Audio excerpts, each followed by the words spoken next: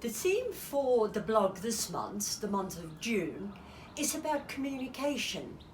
And as you can see, I am surrounded by a number of dustbins with its contents spilled all over the pavement. Now, I'm sure if you walked past this particular premises, whether it's the back of somebody's house or the back of a store or a restaurant even, what would be the impressions that you would form about the people who actually live there or the businesses that operate from this particular premise? I have to say that if it's a restaurant or a shop, I certainly wouldn't feel very comfortable to go in there and have a meal or even to do shopping there.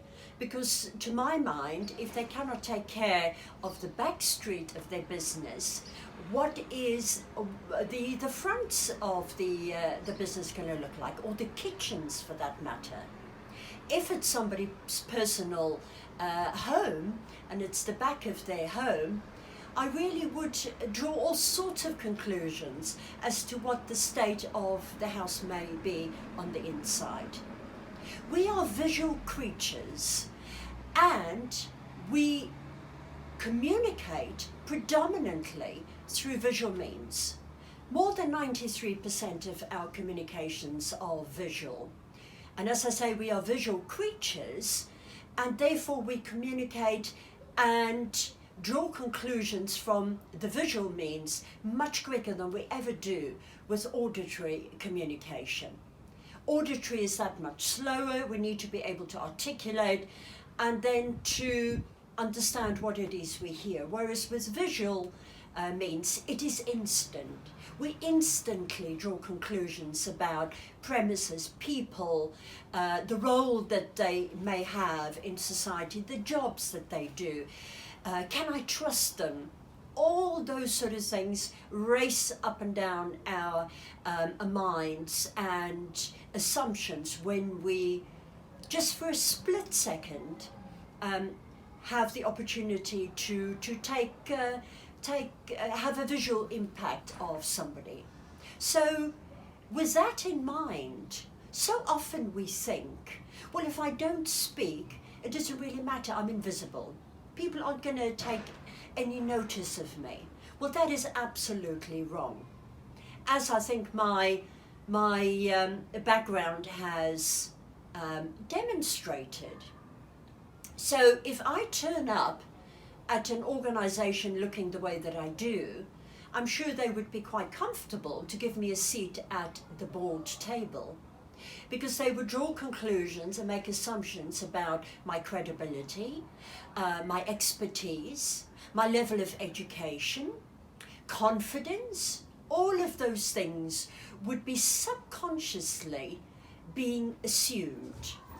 So I once again emphasize, ladies, that what you wear is so critical in terms of the messages you are going to share with other people. Whether you utter a word is irrelevant.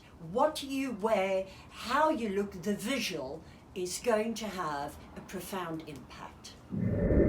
However, on the other hand, if I turn up at an organization in my scruffy working clothes, I really don't think I'm going to be allowed to go through the main reception area, let alone be offered a chair at the board table. Of course, it's all about context, depending on what it is I'm there to do for them. But I hope you can see that if you were to see me in the street looking like this, you would draw very different conclusions about me, my level of education, what I do, what I don't do, whether I can be trusted. And yes, it could very well be perceived as prejudice. But that is how we communicate. We are not even conscious of the fact that we make all these value judgments about somebody based on what we see. Whether we like it or not, that is what we do, until we become conscious of the fact that that is exactly what we do.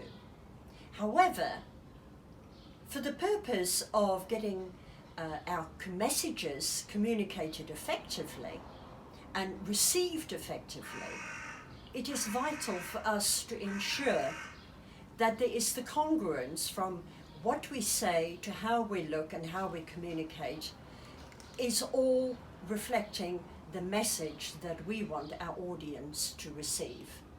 So ladies, starting with your clothing, make sure that you are wearing the clothes to communicate the message that you want to convey. And actually starting with yourself. Because in the first instance, whether you are aware of it or not, you are communicating to yourself whether you matter and whether indeed you should be allowed through the front door of that organization.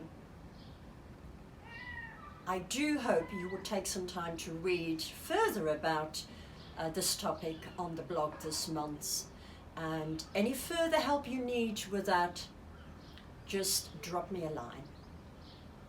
Thank you.